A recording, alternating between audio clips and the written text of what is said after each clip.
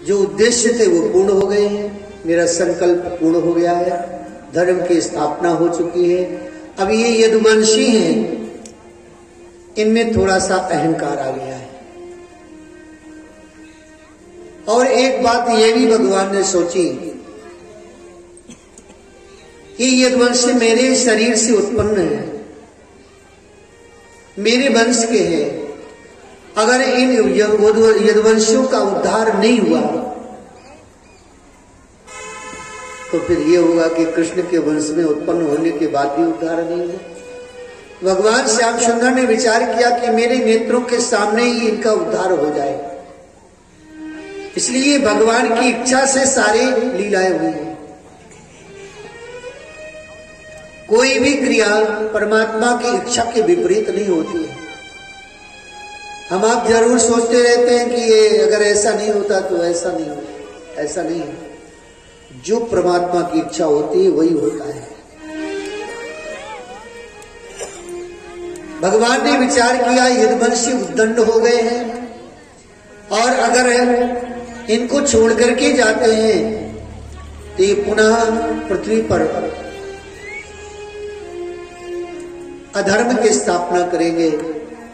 इसलिए भगवान ने अपने वंश को अपने सामने ही परम धाम भेजा है, उनका उद्धार किया है। ऋषियों का श्राप मिला, जाम्बवती का पुत्र सांब जो बहुत उद्दंड था, वो स्त्री का रूप धारण करके, स्त्री का वेश बना करके, पेट में कुछ वस्त्र बांध करके ऋषियों के पास गए और जाकर के कहा, महाराज बताइए कि गर्भ से बालक होगा कि बालिका होगी। ऋषि सब ब्रह्मज्ञानी ऋषि थे, तत्ववेत्ता ऋषि थे। उन्होंने ध्यान में देखा कि ये तो पुरुष है और उसी में दुर्वासा ऋषि थे। उन्होंने क्रोध करके श्राप दे दिया, तुम हमारे ज्ञान की परीक्षा लेने आए हो।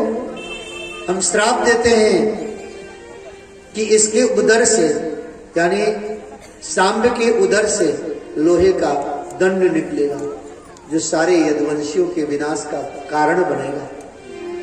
महाराज उग्रसेन ने उस सांब के उदर से जब वस्त्र खोले, उसमें एक लोहे का टुकड़ा निकला, उसका घर्षण किया गया।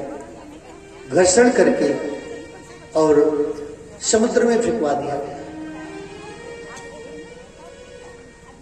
छोटा सा टुकड़ा बचा, उसको भी समुद्र में फेंक दिया। तो घर्षण के चूर्ण से तो एक रेणक नाम की घास होती है जो जल में होती है, वह उत्पन्न हुई। और जो छोटा सा टुकड़ा था ना, उसको मछली ने निगल लिया। किसी मछुआरे ने जाल डाला, वो मछली फंस गई, उसके उदर को फाड़ा गया, छोटा सा टुकड़ा निकला। जरा नाम के व्याध ने अपने बाण की नोक में लगा लिया। ये यदुवंश के विनाश का बीजारोपण हो गया। भगवान श्री श्याम सुंदर ने एक दिन उद्धव को बुलाया और उद्धव को बुला करके कहा, भैया उद्धव, अब हमारे परम धाम गमन का समय आ गया है, तुम्हें यही पृथ्वी लोक में रहना है। उद्धव जी ने भगवान श्री श्याम सुंदर से निवेदन किया, प्रभु मैं आपके बिना तो एक क्षण भी नहीं रह सकता, आप मुझे भी अपने साथ ले चलिए। भगवान बोले, नहीं उद्धव, मेरे परम प्यारे भक्त जो निरंतर मेरा ही स्मरण करते हैं, मेरे ही गुणानुवाद को गाते सुनते हैं, उनके लिए आपका रहना बहुत जरूरी है। आपका अवलंबन प्राप्त होगा, उनके हृदय में भक्ति पुष्ट होगी। आज के 7वें दिन ये जो द्वारिका है ना, ये जलमग्न हो जाएगा और तुम मेरे ज्ञान को लेकर के पृथ्वी में मेरे भक्तों में जाकर के इसको बांटना, सुनाना। भगवान ने ज्ञान दिया। उद्धव, जिस प्रकार से दत्तात्रेय जी ने 24 गुरु बनाए, और उन 24 गुरुओं से ज्ञान अर्जित किया।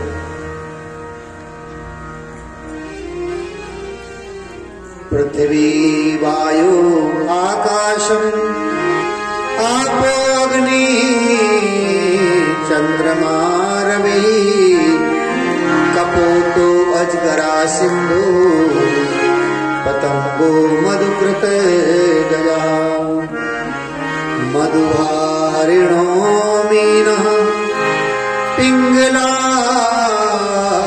पूर्णोर्वकः कुमारी सर्कृत सर्पो पूर्णनाभि शुपेशकृत। इनको ये 24 गुरु दत्तात्रेय जी के बने हैं। इनका वर्णन बड़े भाव से किया। पृथ्वी को गुरु बनाया, पृथ्वी से शिक्षा क्षमा की। उद्धव संत को क्षमाशील होना चाहिए। पृथ्वी पर कितना आतंक कितना अत्याचार होता है, जिसकी जहां इच्छा होती है वहीं पर गड्ढा कर देता है। पृथ्वी ने आज तक अपनी पीड़ा किसी को नहीं सुनाई, सबको क्षमा करती है। ऐसे संत को अगर कोई उसका अपराध कर दे तो क्षमा करता रहे और ऐसा मानता रहे कि सर्वत्र मेरे गोविंद हैं। दुख भी गोविंद देते हैं, सुख भी गोविंद देते हैं। वायु को गुरु बनाया, वायु से निरंतर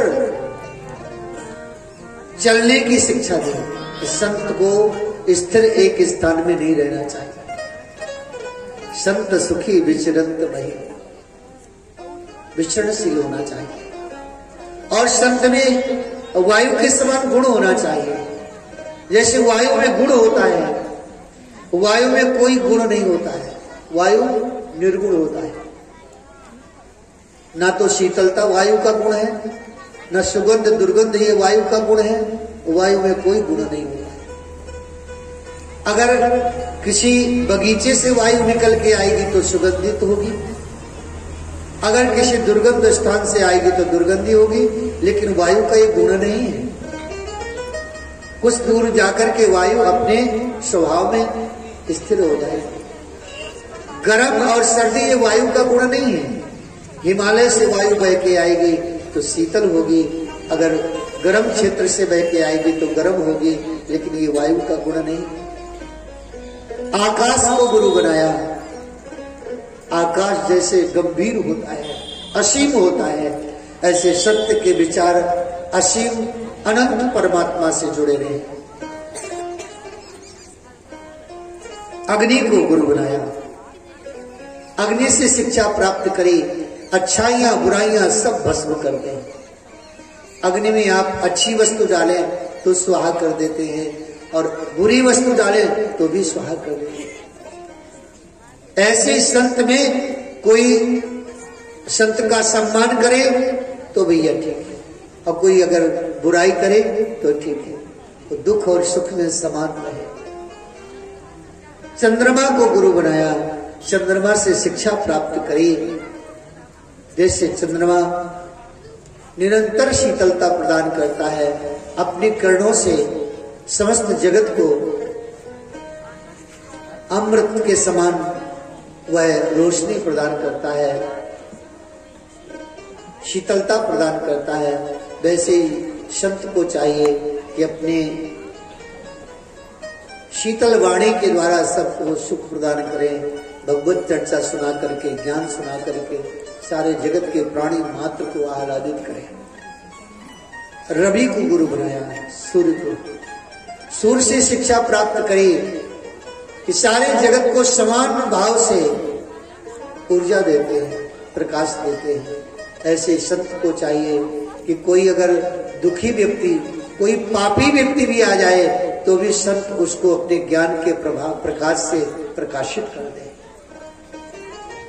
और कोई सज्जन व्यक्ति आवे तो भी उसको अपना समझ करके, अपने प्रभु का समझ करके उसका भी आदर सम्मान करे, उसको भी ज्ञान।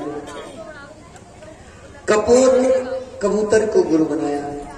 कबूतर से शिक्षा ली।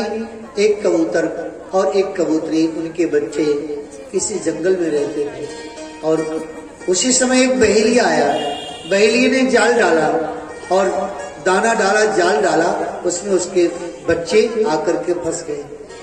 कबूतरी आई तो वो अपने बच्चों को निकालने में आ गई, वह भी फंस गई।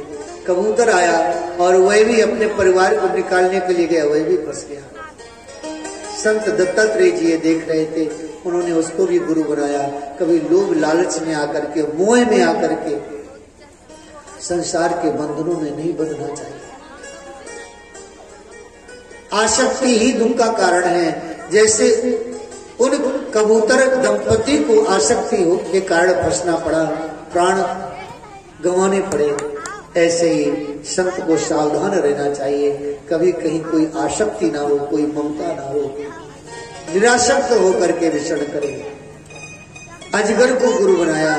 जैसे अजगर एक जगह पड़ा रहता है, कोई आ गया जीव जंतु तो उसको आहार बना लिया, नहीं पड़े।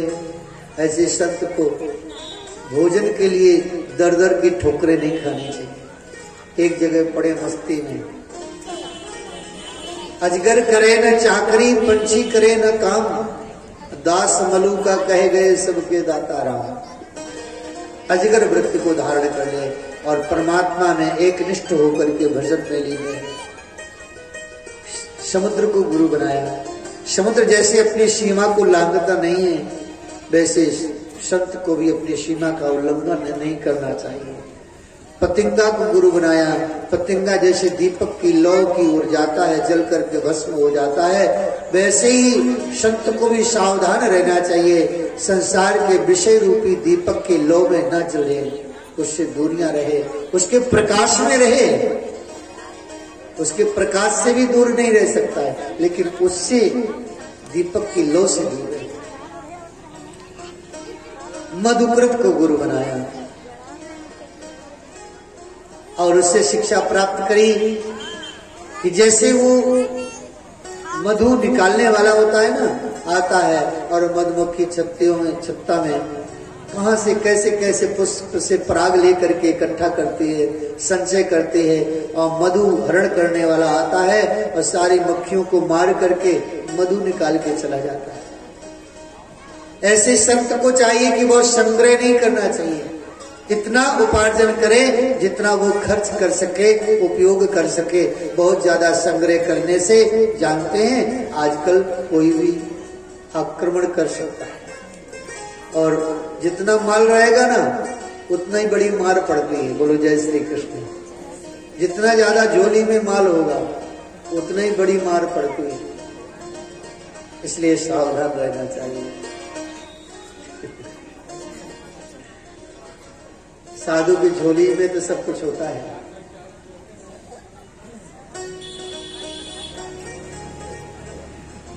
हाथी को गुरु बनाया। गजा हाथी को जो पकड़ने वाले होते हैं ना, मालूम है, गड्ढा करते हैं, गड्ढे में एक कागज की हथनी बनाते हैं और उसको खड़ा कर देते हैं। हाथी काम के वेश में आकर के उस हथनी के पास जाता है, गड्ढे में गिर जाता है, बंध जाता है, फंस जाता है। ऐसे काम के वशीभूत नहीं होना चाहिए। संत को कामाशक्त ना हो करके और निष्काम हो करके जीवन यापन करना चाहिए। हिरण को गुरु बनाया। हिरण जैसे बांसुरी की ध्वनि सुनने में इतना मग्न हो जाता है कि सिंह कब उसका शिकार बना ले। इसलिए कभी भी बहुत सांसारिक, भौतिक, लौकिक शब्दों को सुनने में संत न लगाए। परमात्मा का नाम संकीर्तन, परमात्मा के गुणानुवाद को सुनने में लगाए। मछली को गुरु बनाया। मछली जैसे स्वाद के चक्कर में फंस जाती है, जीवन बर्बाद कर देती है। मछली पकड़ने वाले को देखा, कांटे में थोड़ा सा मांस का टुकड़ा लगाया, मछली फंसी, जीवन। ऐसे स्वाद के चक्कर में बहुत नहीं रहना चाहिए कि आज बढ़िया गरम गरम समोसा चटनी बने, ऐसा नहीं होना चाहिए। कितनों के मुख में तो महाराज पानी आ गया हो। स्वाद के चक्कर में रहेंगे तो भजन नहीं बनेगा। कहीं से सुगंध आएगी ना तो तुरंत मन उधर चला जाएगा। पिंगला नाम की वैश्या को गुरु बनाया दत्तात्रेय जी ने। पिंगला वैश्या अपनी पूरी जवानी पर पुरुष की प्रसन्नता में लगा दिया उसने। अब बूढ़ी हो गई, कोई पुरुष नहीं आता है। उसके मन में वैराग्य हुआ कि देखिए पूरा जीवन मैंने किसी अन्य पुरुषों की प्रसन्नता में लगाया और आज मैं वृद्ध हो गई, मेरे पास कोई नहीं आता है, संसार सब झूठा है, सब स्वार्थी है। उसको वैराग्य हो गया और उसी दिन से वो भजन में लग गई।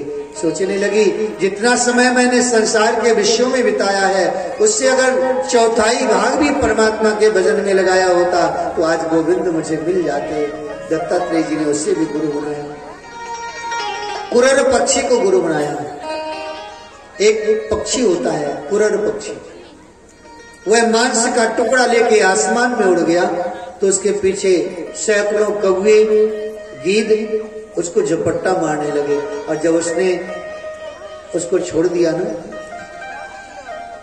तो मांस का टुकड़ा लेके सब भर गए।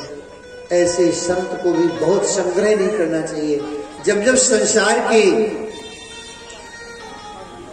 लौकिक संपदा को अर्जित करके संत बैठता है तो संसार के गीद और कौवे रूपी जो चांडाल है ना, विकृत विचार के मनुष्य हैं, वह उसको परेशान करते हैं।